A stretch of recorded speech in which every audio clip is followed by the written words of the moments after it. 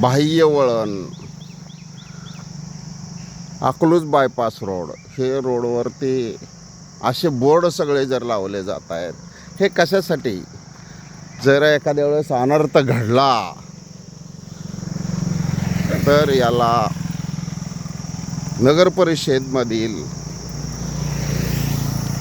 जे प्रशासक आहेत सचिन पाटील, ते जबाबदार आहेत का? तुमचा अतिक्रमण विभाग काय करत आहे? हे बाह्य वळणावर रस्त्यावरची बोर्ड त्वरित काढण्यास तुम्ही अतिक्रमण विभागाला सांगावे. रस्त्यावरती बोर्ड लावता कामा नये. जर अनर्थ घडला तर याला जबाबदार नगर परिषदेचे CO, चीफ ऑफिसर असतील. हे राणे हॉस्पिटलच्या अगदी समोर आहे. तर अशा बाह्य वळणावरती बोर्ड असता कामा नये. हे असे बोर्ड रस्त्यावरती आहे आणि हे बोर्ड जर अनर्थ घडला, बाह्य वळणावर असल्यामुळे मोठा अनर्थ भविष्यात होऊ शकतो. त्याच्यामुळे आणि हॉस्पिटल समोर असल्यामुळे गर्दीची वर्दळीची जागा आहे.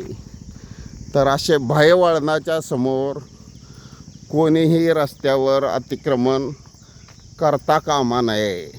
हे बाह्य वळणच्या रस्त्यावरचे बोर्ड हे पाईप टाकलेलं आहे, तर काढण्यात यावे असे नगर परिषदेला विनंती आहे. तर कशासाठी तुम्ही बाह्य वळणावर हे बोर्ड लावतायत? ज्यांनी बोर्ड लावल्यावर त्यांच्यावर अतिक्रमण कारवाई करण्यात आली पाहिजे.